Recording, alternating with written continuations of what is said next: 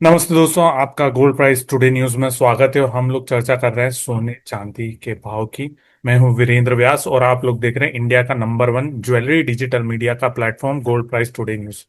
सो अनुज भाई, सबसे पहले तो आपका स्वागत है। नए दर्शक हमारे साथ जुड़ रहे हैं वो चैनल को सब्सक्राइब कर दीजिएगा और पेज को लाइक कर दीजिएगा। साथ ही मैं आपको कहूंगा कि हमारे 2 करोड़ व्यूज पूरे हो चुके हैं हमारे चैनल के, यूट्यूब चैनल के। तो उसके लिए आपका भी धन्यवाद। और मुझे बहुत याद है। बहुत ये तो आपके लिए मेरे ख्याल से आपको सराहनीय है कि आपने बहुत छोटे समय में 2 करोड़ व्यूज आपने लिए हैं यहाँ पे। और कहीं ना कहीं देखिए, व्यूअर्स तभी आता है जब कंटेंट अच्छा होता है। आशा करते हैं कि ये जो फिगर है वो जल्दी से 5 करोड़ हो जाए। Thank you sir. मुझे याद आता है पहला लाइव जो मैंने किया था वो आप ही के साथ किया था, इसलिए बिल्कुल। आप जो है उसके लिए भी आप भी धन्यवाद के पात्र हैं। अगर हम भाव की बात करें तो आपको क्या लग रहा है? अभी सोने के भाव में $3400 वापस छू लिया। बीच बीच में कुछ मंदी की बातें हुई, भाव नीचे भी गया, फिर कहने लगे कि अरे $3000 आएगा। फिर वो एक सिटी की रिपोर्ट का हवाला देने लग गए, सिटी भी ऐसा कह रहा है नीचे जाएगा। पर भाव गया नहीं और लोग इंतजार करते ही रह गए। हमने कमेंट भी लिखा लोगों ने कि बहुत सारे एनालिस्टों ने ये बोला कि नीचे आएंगे भाव, पर वो नीचे जा ही नहीं पाए। तो आप कैसे एनालिसिस कर रहे हैं अभी? देखिए वीरेंद्र जी, नीचे डेफिनेटली आप देखिए कि 1 लाख बनाने के बाद वो 95 हजार तक आया था करीबन। उसमें अगर आप देखेंगे तो 5% की गिरावट हमने देखी थी। फिर वहां से सडनली एक बाउंस बैक होता हुआ दिखाई दिया। देखिए अभी जो फंडामेंटल फैक्टर चल रहे हैं, जो कि हम पहले भी डिस्कस करते आ रहे थे कि नेगेटिव के फंडामेंटल बहुत कम है और पॉजिटिव साइड के फंडामेंटल बहुत ज्यादा है। तो कहीं ना कहीं मार्केट उसी को डायरेक्शन देख रहा है कि जो फंडामेंटल्स हैं वो पॉजिटिव साइड को सपोर्ट ज्यादा कर रहे हैं। जैसे कि अगर आप देखेंगे, सिंपल सा एग्जांपल है ट्रम्प की टैरिफ पॉलिसी जो है वो कहीं ना कहीं गोल्ड को बहुत सपोर्ट प्रोवाइड कर रही है। अगर आप देखेंगे तो पहले 9 जुलाई की डेट थी, उसके बाद 1 अगस्त की डेट है, जो कि अब महज 7 दिनों के बाद आती हुई दिखाई देगी। तो वो एक अगेन एक फंडामेंटल फैक्टर है। और कहीं ना कहीं आप देखिए कि जो डॉलर इंडेक्स है, देखिए हम सिंपली कैलकुलेट करते हैं कि गोल्ड और डॉलर इंडेक्स का इनवर्स रिलेशनशिप होता है। अगर आप आज देखेंगे तो डॉलर का प्राइस जो है करीबन 3 साल के लोअर लेवल पे ट्रेड कर रहा है। तो जब डॉलर का प्राइस 3 साल के लोअर लेवल पे है तो ये तो एक टेक्निकली ही है कि गोल्ड के प्राइस को बाउंस होना ही होना है। तो ये सिंपल कैलकुलेशन है जो कि बिल्कुल सामने दिख रही है। तो अच्छा, अगर डॉलर इंडेक्स इंक्रीज करेगा तो फिर गोल्ड में प्रॉफिट बुकिंग आती हुई दिखाई देगी। हमने देखा कि जो डॉलर इंडेक्स है वो सस्टेन नहीं कर पा रहा है। इवन हमने कुछ कमेंट्रीज भी देखी। अगर आप बात करें यूबीएस की, तो यूबीएस ने एनालिसिस किया है कि 2025 में डॉलर के भाव और गिर सकते हैं। उनका एक्सपेक्टेशन है कि यूरो डॉलर में या जापानीज येन और डॉलर में आगे तेजी का ट्रेंड बनेगा। मींस यूरो स्ट्रेंथ लेगा, जापानीज येन स्ट्रेंथ लेगा। इट मीन्स कि डॉलर इंडेक्स में गिरावट आती हुई दिखाई देगी। तो अगर आप ओवरऑल देखें तो जो फंडामेंटल फैक्टर्स हैं, जो भी फैक्टर गोल्ड को प्ले कर रहे हैं, वो तेजी की तरफ ज्यादा है, वनस्पत की डाउन साइड की तरफ कम है। पर सर, कई बार बात आती है कि तेजी में तेजी और मंदी में मंदी। अभी तो 1.5 साल हो गया, पर मंदी का कहीं नामो निशान देखने को नहीं मिल रहा है। 1.5 साल से मतलब एक आप जिसको बोले रैली चल रही है गोल्ड की, एक तरफा गोल्ड और सिल्वर की भी। और बहुत सारे लोग पहले के जो उनके प्रिटिक मतलब पहले के जो उनके एक्सपीरियंस है या जो पहले जो कुछ घटनाक्रम हुए हैं उनके आधार पर बोलते हैं कि नहीं, अभी ऊपर गया तो नीचे आएगा आएगा आएगा। पर वो समय बहुत लंबा होता जा रहा है। पहले जैसे 2 महीने में नीचे आ जाता था, 6 महीने में नीचे आ जाता था, पर अब 1.5 साल खिंच चुका है भाव तेजी की तरफ। तो क्या ये कंसोलिडेशन का दौर आ चुका है भाव में कि गिरावट आएगी पर इतनी नहीं आएगी जितनी लोग एक्सपेक्ट कर रहे हैं? देखिए आपने बिल्कुल ठीक कहा। देखिए तेजी में तेजी और मंदी में मंदी, ये तो मार्केट का ट्रेंड है। अगर आप तेजी में मंदी बोलेंगे तो ऐसे में फिर लोग बोलते हैं कि ये मार्केट को ट्रेंड नहीं कर पा रहे हैं। या मंदी में अगर तेजी बोलेंगे तो बोलेंगे कि उल्टा ट्रेड जा रहा है। तो मुझे लगता है कि कहीं ना कहीं तेजी में जो तेजी है वो यहाँ पर कहीं ना कहीं ये शो करती है कि आप मार्केट को फॉलो कर रहे हैं। तो मुझे लगता है कि मार्केट को फॉलो करना चाहिए। मार्केट जैसा बोले वैसा आपको देखना चाहिए। मार्केट क्योंकि डायरेक्ट इंडिकेशन देता है कि वो किस डायरेक्शन में जा रहा है। हमने देखा कि बीच में मार्केट काफी कंसोलिडेट हुआ था। तो कंसोलिडेशन के बाद हमने एक अच्छा ब्रेकआउट होते हुए देखा और कल हमने देखा कि अगेन $3400 के लेवल जो है आते हुए दिखाई दिए। मुझे लगता है कि कहीं ना कहीं अगर सेंटीमेंट मार्केट के पॉजिटिव है और मार्केट इंडिकेशन कर रहा है तो तेजी में तेजी और मंदी में मंदी जो है एक पार्ट होता है एनालिसिस का, कि अगर आपको मार्केट तेजी लग रही है तो आप तेजी करें। देखिए उल्टा ट्रेड लेना मुझे लगता नहीं समझदारी नहीं है। मार्केट से अगर आप फाइट करेंगे या मार्केट से अगर आप चैलेंज करेंगे तो डेफिनेटली वहां पर आपको लॉस हो सकता है। तो मुझे लगता है कि जब मार्केट आपको बोले एंट्री, तब आपको एंट्री करनी चाहिए। जब मार्केट बोले कि तेजी है तो तेजी करनी चाहिए। जब मार्केट आपको बोले कि मंदी है तब आपको मंदी करनी चाहिए। ये डायरेक्शन जो होता है सेट, वो लेवल्स के बेस पे होता है। जो लेवल्स होते हैं वो बहुत इंपॉर्टेंट होते हैं। लेवल जब ब्रेक होता है तो फिर मार्केट नए लेवल पे जाता है। तो इसलिए मार्केट से बिल्कुल भी जिद ना करें। मुझे लगता है कि मार्केट के जो लेवल्स हैं उसको काफी इंपॉर्टेंट हमको देनी चाहिए। तो जैसे जैसे मार्केट लेवल ब्रेक करे ऊपर या नीचे की तरफ में, उसके अकॉर्डिंग ट्रेड का सेटअप बनाना चाहिए। कुछ लोग तो 80,000 से बैठे हुए कि अभी आएगा भाव, आएगा आएगा आएगा। आपको क्या लग रहा है? 80,000 तो बहुत दूर है।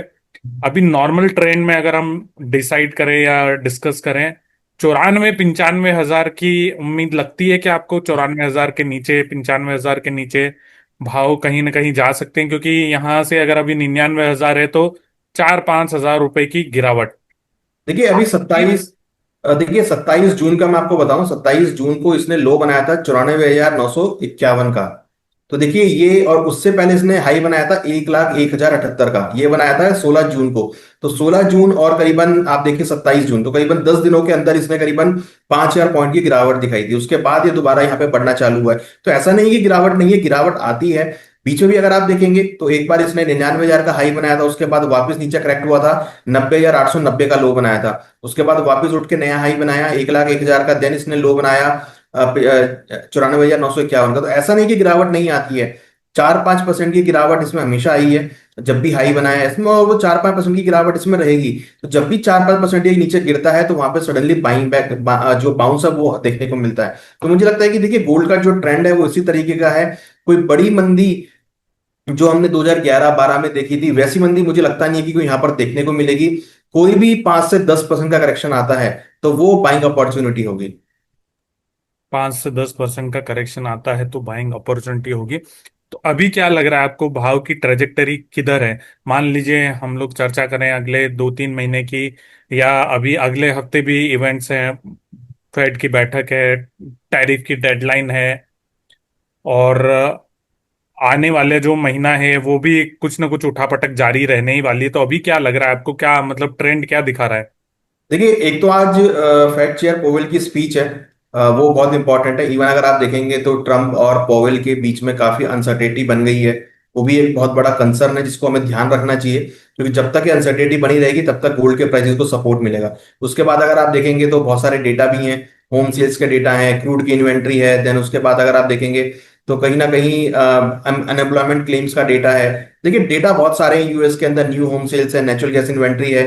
देन जो डेटा के बिहाफ पर भी अगर हम मार्केट को ट्रैक करते हैं तो उससे काफी हद तक व्यूज मिलते हैं। तो हमें लगता है कि अभी जो सेंटीमेंट है गोल्ड के, वो फिलहाल एक पॉजिटिव डायरेक्शन में है। और मुझे लगता है कि जल्दी ही आपको गोल्ड का प्राइस अब 1 लाख के ऊपर दोबारा जाता हुआ दिखाई देगा। और हमें लगता है कि इस हफ्ते में आपको 99,500 से लेकर 1 लाख तक के लेवल आपको देखने को मिल सकते हैं। और इंटरनेशनली 3420 से लेकर 3430 डॉलर तक के लेवल आपको गोल्ड में देखने को मिल सकते हैं।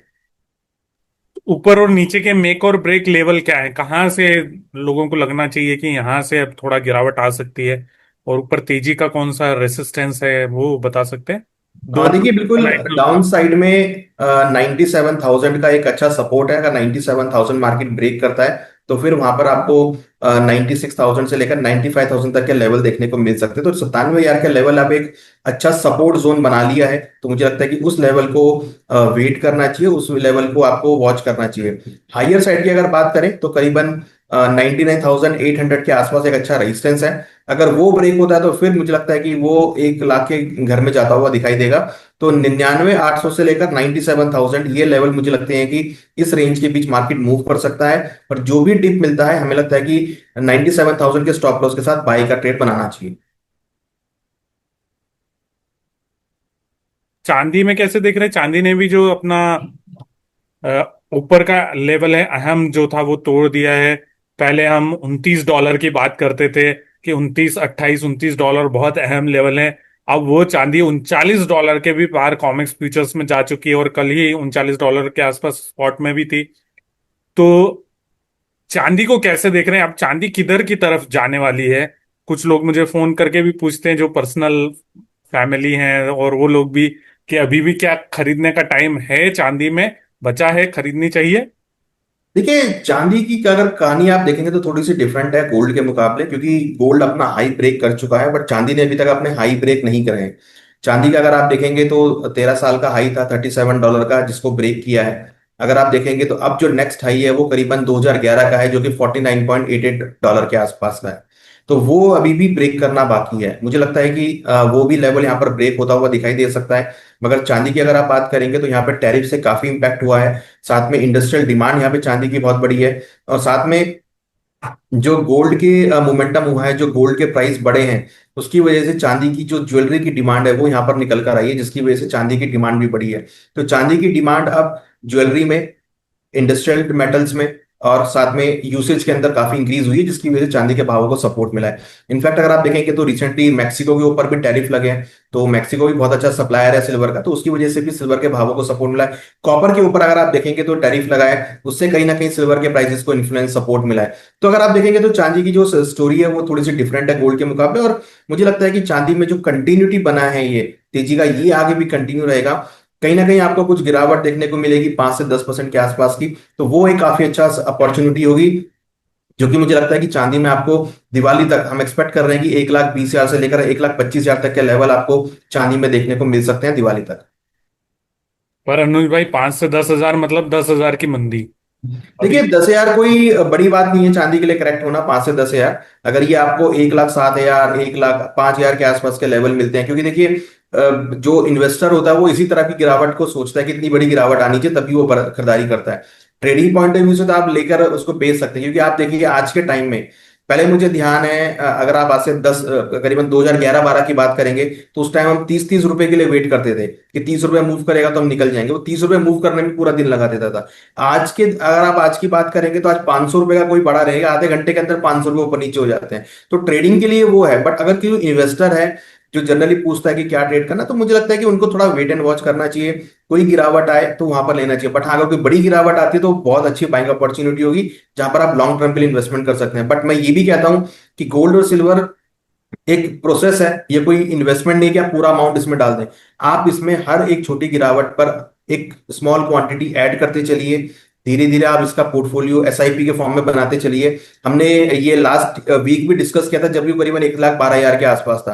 तो आप देखिए आज इसने 1,15,000 का बना दिया। तो जिसने स्मॉल क्वांटिटी भी 1,12,000 के आसपास ली होगी, उसको 3,000 पॉइंट का यहाँ पे बेनिफिट हो गया। तो इसलिए गोल्ड सिल्वर में आप एक साथ अमाउंट ना डालें। आप हर एक गिरावट पे या हर एक लेवल पे, जो इंपॉर्टेंट लेवल्स है वहां पर आप कुछ कुछ क्वांटिटी ऐड करते चलिए। बेशक आप बहुत छोटी क्वांटिटी ऐड करें, क्योंकि ये एक पोर्टफोलियो मेकिंग का पार्ट है। एक एक लंबी अवधि के लिए आप इन्वेस्टमेंट कर रहे हैं। ट्रेडिंग आपको करनी है तो आप एमसीएक्स के अंदर स्मॉल कॉन्ट्रैक्ट में ट्रेडिंग कर सकते हैं। बट जहां इन्वेस्टमेंट की बात आती है तो मुझे लगता है कि आपको हर लेवल पर कुछ ना कुछ क्वांटिटी ऐड करते रहना चाहिए, जिससे कि आपका एसआईपी के फॉर्म में वो एवरेजिंग होता चला जाए और लंबी अवधि में आपको काफी अच्छे रिटर्न्स दे।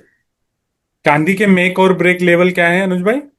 देखिए, चांदी में जो इंपॉर्टेंट सपोर्ट है वो करीबन वेरी शॉर्ट टर्म के लिए 1,12,000 का लेवल है। अगर वो ब्रेक होता है तो उसके नीचे जो करीबन एक इंपॉर्टेंट सपोर्ट है वो करीबन 1,08,000 का है। तो 1,08,000 मैं मानता हूं कि काफी स्ट्रॉन्ग सपोर्ट रहेगा, जो कि मुझे लगता है कि बहुत अच्छी तरीके से एक मेंटेन होना चाहिए। हायर लेवल पर अगर हम बात करें और अगर हम इसको कैलकुलेट करते हैं तो करीबन 1,18,000 का लेवल है, जो कि मुझे लगता है कि करीबन 42,000 के आसपास वो बनना चाहिए। 40 से लेकर $42 के बीच में वो एक साइकोलॉजिकल एक रेजिस्टेंस रहेगा। तो 1,18,000 से लेकर 1,08,000, ये मुझे लगता है कि रेंज चांदी में रहेगी। जो भी टिप मिलते हैं 1,12,000, 1,13,000 के आसपास तक, तो वहां पर एक्यूमुलेशन होना चाहिए। अनुज भाई, थैंक यू सो मच ये सारी जानकारी देने के लिए। और जाते जाते कोई डिस्क्लेमर देना चाहेंगे आप? देखिए, बिल्कुल, ये जो हमने डिस्कस किया है ये नॉलेज और अवेयरनेस के लिए है। कोई भी ट्रेड लेने से पहले अपने वित्तीय सलाहकार से जरूर डिस्कस करें। मार्केट के अप्स एंड डाउन्स को समझें, मार्केट के रिस्क को समझें, उसके बाद ही ट्रेड सेटअप बनाएं। और जो भी हमने डिस्कस किया है इसमें हमारी कोई पर्सनल पोजीशन नहीं है।